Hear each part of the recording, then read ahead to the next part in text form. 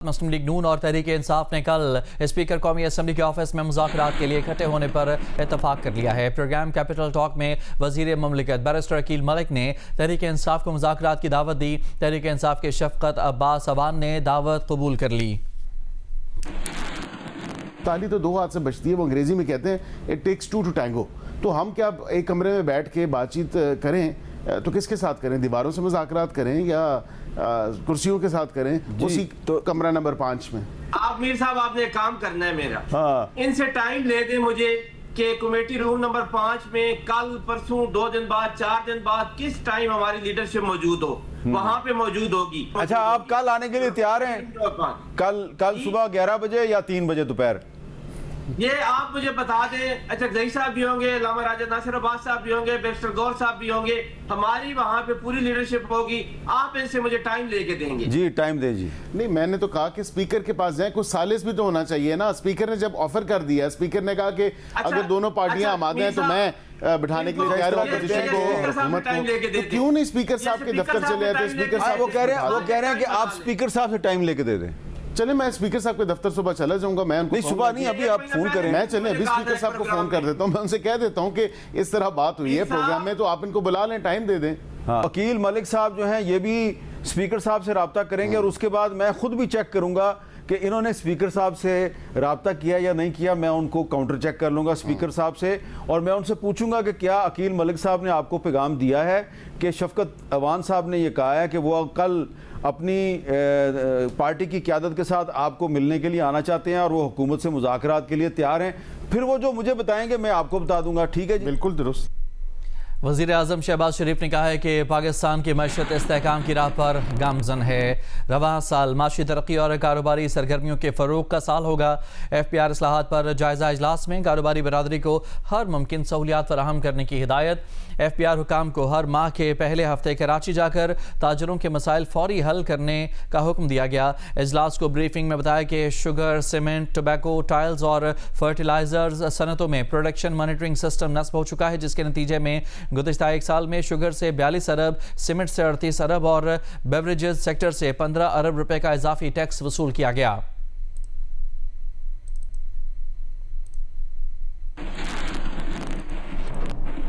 پاکستان میں بلوچستان کے ساحل پر گڈانی شپ یارڈ پر 8 سال بعد شپ ریسائکلنگ کا عمل دوبارہ سے شروع ہو چکا ہے، جہاں ریسائکلنگ کے لیے 7 جہاز لنگر انداز ہو چکے ہیں۔ حکام کے مطابق گڈانی کے 16 میں سے 9 شپ ریسائکلنگ یارڈ اپ گریڈ کیے جا چکے ہیں، جبکہ باقی 7 معائنے کے مرحلے میں ہیں۔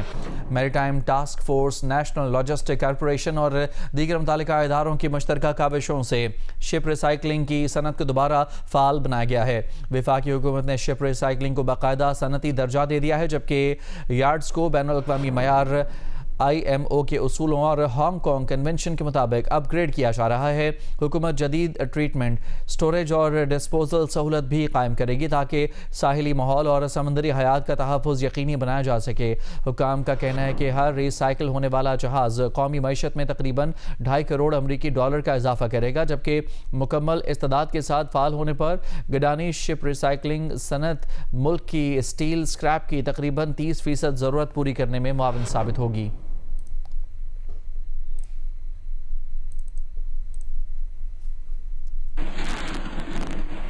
امریکہ اور ایران کے درمیان کشیدہ صورتحال بڑھتی جا رہی ہے۔ تازہ ترین خبروں کے مطابق حالیہ امریکی حملوں میں 7 ایرانی فوجیوں سمیت 37 شہری شہید اور 260 سے زائد زخمی ہو چکے ہیں۔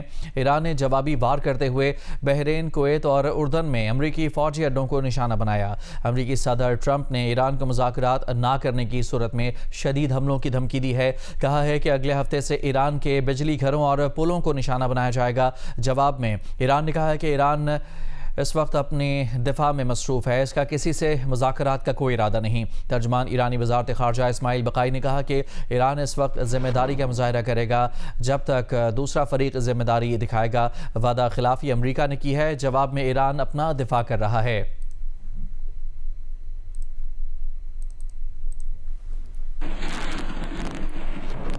بحری ناکہ بندی پر ایرانی پاسداران انقلاب نے مشرق وسطی سے تمام توانائی برآمدات روکنے کی دھمکی دے دی ہے۔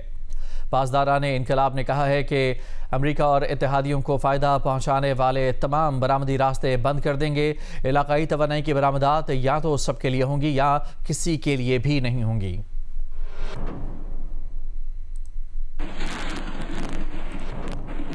ایرانی پارلیمنٹ کے اسپیکر باقر غالباف نے کہا ہے کہ اگر ایران کو مفاہمتی یادداشت سے کوئی فائدہ نہیں ہوتا تو ہمارے پاس اس پر عمل کرنے کی کوئی وجہ نہیں ہے. ہماری مسلح افواج کو ہمیشہ کی طرح دشمن کی جارحیت کا مقابلہ کرنے کی آزادی حاصل ہے. ہماری قومی سلامتی ابنائے ہرمز پر ایرانی انتظامات برقرار رکھنے میں مضمر ہے. باقر غالباف نے کہا کہ ہم کبھی جنگ نہیں چاہتے مگر ہم جنگ اور ملکی قومی سلامتی اور مفادات کے تحفظ کے لیے ہمیشہ تیار رہتے ہیں. ہم قومی مفادات کے تحفظ کے لیے سفارتکاری اور بات چیت کا راستہ بھی ضرور اختیار کرتے ہیں. امریکہ کے ساتھ ضروری اور جاری رہنے والی جنگ میں ہیں. امریکہ کا مقصد ایرانی نظام کو گرانے کے ساتھ ایران کے ٹکڑے کرنا ہے. دشمن کی حکمت عملی کو تبدیل کریں گے. جنگ ہو یا مذاکرات، ہمارا طریقہ کار قومی مفادات، سلامتی، حقیقت پسندی اور طویل مدتی سوچ پر مبنی ہونا چاہیے. ہمارے پاس اپنی قوت اور مضبوط بننے پر انحصار کرنے کے سوا کوئی چارہ نہیں. اس مرحلے پر مذاکرات کا مطلب سمجھوتا کرنا ہی ہے. مذاکرات جنگ کے ساتھ مذاکرات کی مزاحمت کی حکمت عملی اور قومی مفادات کے تحفظ کا حصہ ہیں. مذاکرات یا جنگ میں سے کسی ایک کو ہی واحد حل سمجھنا تصویراتی غلطی ہے.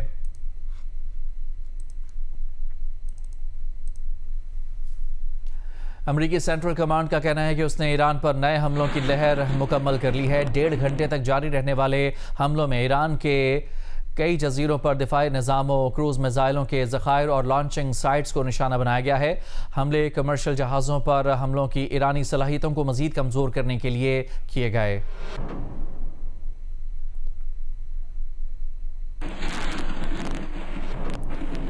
عراق کے شہر اربل میں کئی دھماکے سنے گئے ہیں. دھماکے امریکی قونصل خانے کے نزدیک سنے گئے ہیں. عراقی سیکیورٹی ذرائع کا کہنا ہے کہ اربل کی فضا میں بارودی ڈرون مار گرایا گیا. ڈرون کا ملبہ امریکی قونصل خانے کے نزدیک گرا ہے.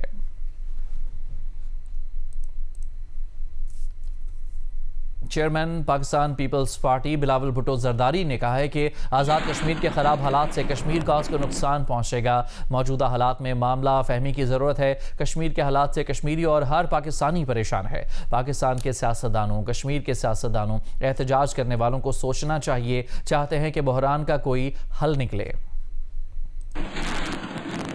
جو آزاد کشمیر میں پچھلے مہینے سے اب صورتحال ہے وہ بہت پریشان کن ہے. ہر کشمیری پریشان ہے اور ہر پاکستانی پریشان ہے. جتنا بھی ایسے حالات چلیں گے تو اتنا ہی نقصان کشمیر کوز کو ہوگا.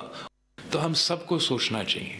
پاکستان کے سیاستدان کو سوچنا چاہیے، کشمیر کے سیاستدان کو سوچنا چاہیے، کارکنوں کو سوچنا چاہیے، عام آدمی کو سوچنا چاہیے، احتجاج کرنے والوں کو سوچنا چاہیے، پالیسی بنانے والوں کو سوچنا چاہیے کہ ان حالات میں رسپانسبلی اپنا لفظوں کا چناؤ کرنا چاہیے.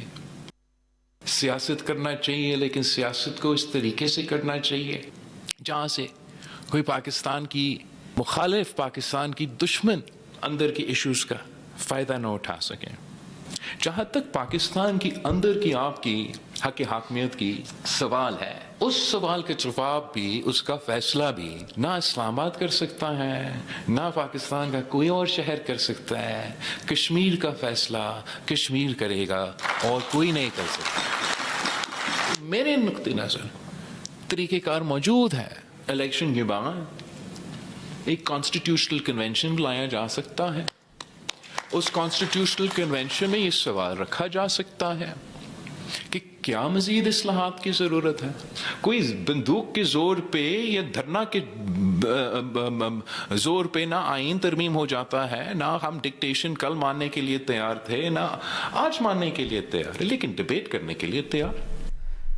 چیئرمین پیپلز پارٹی بلاول بھٹو زرداری نے کل عدم جوائنٹ عوامی ایکشن کمیٹی کو جوابی خط میں آزاد کشمیر میں جانوں کے ضیاع کو قومی سانحہ قرار دیا ہے. خط میں لکھا کہ ہر کشمیری کی جان قیمتی ہے. سیاسی، معاشی اور آئینی حقوق کے لیے پرامن احتجاج عوام کا حق ہے. موجودہ محاذ آرائی طاقت یا اشتعال انگیز الزامات سے حل نہیں ہو سکتی. بلاول بھٹو نے خط میں سچائی اور مفاہمتی کمیشن کے قیام کی تجویز پیش کرتے ہوئے لکھا کہ وہ چاہتے ہیں کہ مظاہرین اور قانون نافذ کرنے والوں کے خلاف الزامات کی غیر جانبدار تحقیقات ہوں۔ کمیشن تمام فریقین کے موقف، شکایات اور حقائق کا جائزہ لے، سیاسی، قانونی اور انتظامی معاملات پر سفارشات مرتب کرے۔ کمیشن کے قیام پر اتفاق ہو تو لانگ مارچ اور دھرنے معطل کیے جائیں۔ حکام بھی کمیشن کے نتائج تک مزید اقدامات سے گریز کریں۔ پیپلز پارٹی کشمیر میں بحران کے حل میں اپنا کردار ادا کرنے کو تیار ہے۔ بلاول بھٹو نے کالعدم جوائنٹ عوامی ایکشن کمیٹی سے اپنی تحریک کو پرامن رکھنے کی بھی درخواست کی۔ کہا کہ یہ اپیل ہتھیار ڈالنے کے لیے نہیں، انسانی جانیں بچانے کے لیے ہے۔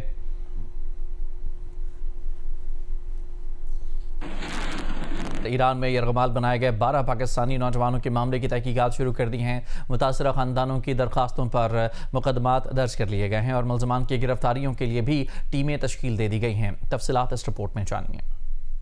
FIA کے مطابق ایران میں یرغمال بنائے گئے 12 میں سے 7 نوجوانوں کا تعلق لاہور سے ہے۔ اسمگلروں نے انہیں بلوچستان سے ایران پہنچایا اور یقین دلایا کہ ترکی کے راستے اٹلی منتقل کیا جائے گا۔ انسانی اسمگلروں نے ان سے چند ہزار ڈالر وصول کیے اور باقی رقم یورپ پہنچنے پر لینے کی بات کی۔ ایران پہنچنے پر نوجوانوں کو یرغمال بنا کر ان کے اہل خانہ سے 6,000 ہزار ڈالر تاوان طلب کیا گیا۔ FIA ترجمان کا کہنا ہے کہ ایرانی حکام سے رابطہ ہے۔ ایران میں جنگی صورتحال کے باعث تحقیقات اور ریسکیو کارروائیوں میں مشکلات پیش آ رہی ہیں، تاہم پاکستان میں انسانی اسمگلروں کے ٹھکانوں پر چھاپے جاری ہیں۔ حکام کا کہنا ہے کہ حالیہ عرصے میں نوجوانوں کو بیرون ملک یرغمال بنا کر اہل خانہ سے تاوان وصول کرنے کے واقعات میں اضافہ ہوا ہے۔ ذرائع کے مطابق ایران میں پاکستانی سفارت خانے نے بھی انسانی اسمگلروں کے خلاف سخت کارروائی کی سفارش کی ہے۔ پنجاب میں 16 سال سے کم عمر بچوں کی سوشل میڈیا تک رسائی محدود کرنے کی قرارداد پنجاب اسمبلی میں جمع کرا دی گئی۔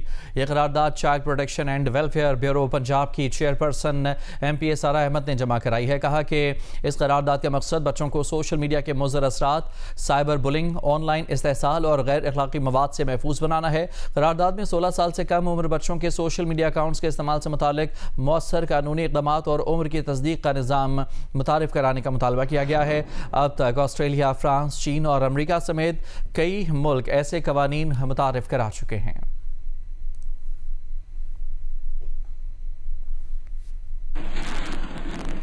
DIG ساؤتھ اسد رضا کا کہنا ہے کہ ڈاکٹر آکاش قتل کیس میں ملوث 3 ملزمان کو گرفتار کر لیا گیا ہے۔ ابتدائی تفتیش کے مطابق ڈاکٹر آکاش کو ملزمان کی گولی لگی ہے۔ DIG ساؤتھ کراچی میں پریس کانفرنس کر رہے تھے۔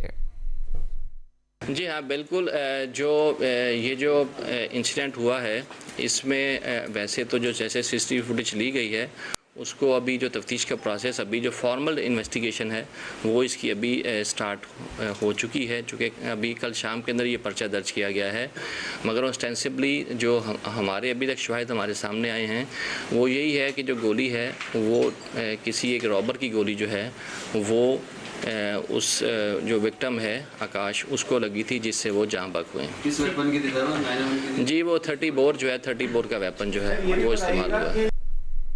وفاقی وزیر منصوبہ بندی احسن اقبال نے نیو یارک میں UNDP کے ایڈمنسٹریٹر سے ملاقات کی ہے، جس میں پاکستان اور UNDP کے درمیان ترقیاتی شراکت داری مزید مضبوط بنانے پر اتفاق کیا گیا ہے۔ احسن اقبال نے ترقیاتی اور موسمیاتی مالی وسائل کے لیے مزید تعاون کی درخواست کی اور کہا کہ قرضوں کی ادائیگی اور محدود مالی گنجائش پر ترقیاتی اہداف میں بڑی رکاوٹ ہے۔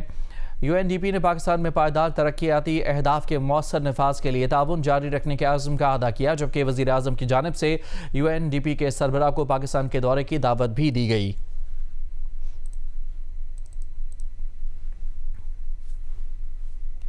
سندھ پولیس افسران کے لیے میڈیا بریفنگ اور انٹرویو کے لیے پیشگی اجازت لازمی قرار دے دی گئی۔ IG سندھ کے احکامات پر AIG آپریشن نے ہدایت نامہ جاری کر دیا ہے۔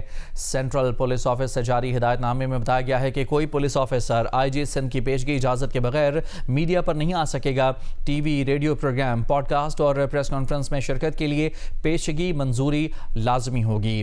ہدایت نامے کے مطابق ڈیجیٹل میڈیا اور دیگر عوامی فورمز پر سرکاری حیثیت میں شرکت پر بھی پیشگی اجازت لینا لازمی ہوگی۔ اجازت لینے والے افسران صرف منظور شدہ ایجنڈے تک گفتگو محدود رکھ سکیں گے۔ ہدایت نامے میں بتایا گیا ہے کہ جاری تحقیقات، انٹیلیجنس اور آپریشنل معاملات کی حساس معلومات ظاہر کرنے پر بھی پابندی عائد کی گئی ہے۔ تمام نگراں افسران کو ہدایات پر سختی سے عمل درآمد یقینی بنانے کا حکم دینے کے ساتھ بتایا گیا ہے کہ خلاف ورزی کو سنجیدگی سے لیا جائے گا، محکمانہ کارروائی بھی ہو سکتی ہے۔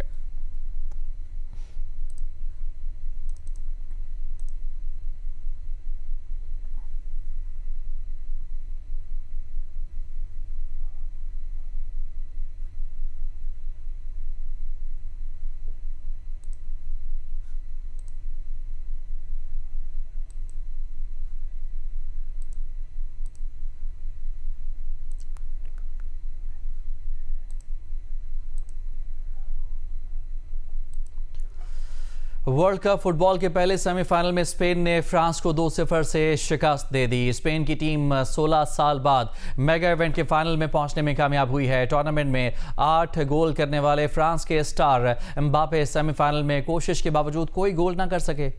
دوسری جانب ورلڈ کپ فٹ بال کے سیمی فائنل میں فرانس کے خلاف کامیابی کے بعد ڈلس سے میڈرڈ تک اسپین کے تماشائیوں نے خوب جشن منایا، جبکہ فرانسیسی تماشائیوں کے چہرے افسردہ دکھائی دیے اور وہ اپنی منزل کی جانب لوٹ گئے۔